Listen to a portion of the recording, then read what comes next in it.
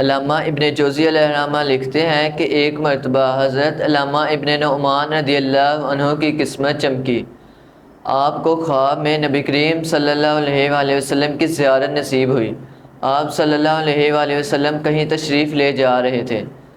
علامہ ابن نعمان رضی اللہ عنہ فرماتے ہیں کہ میں آگے بڑھا اور نبی کریم صلی اللہ علیہ وآلہ وسلم کے پیارے پیارے ہاتھوں کو بوسہ دیا اور عرض کیا، یا رسول اللہ صلی اللہ علیہ وآلہ وسلم، آپ کہاں تشریف لے جا رہے ہیں؟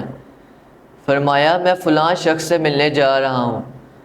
میں نے عرض کیا، یا رسول اللہ صلی اللہ علیہ وآلہ وسلم، آپ اتنے مرتبے کے آقا ہیں، آپ فلاں سے ملنے جا رہے ہیں، حالانکہ چاہیے تو وہ آپ کو ملنے حاضر ہو۔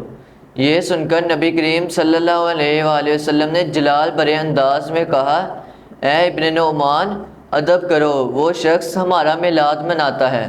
یہ سن کر ابن نعمان رضی اللہ عنہ کچھ سنبھلے اور عرض کیا، یا رسول اللہ صلی اللہ علیہ وآلہ وسلم، میری جان آپ پر فدا، آپ اس کے میلاد منانے کے سبب اس سے خوش ہیں؟ نبی کریم صلی اللہ علیہ وآلہ وسلم نے فرمایا، جو ہم سے خوش ہوتا ہے ہم بھی ان سے خوش ہوتے ہیں۔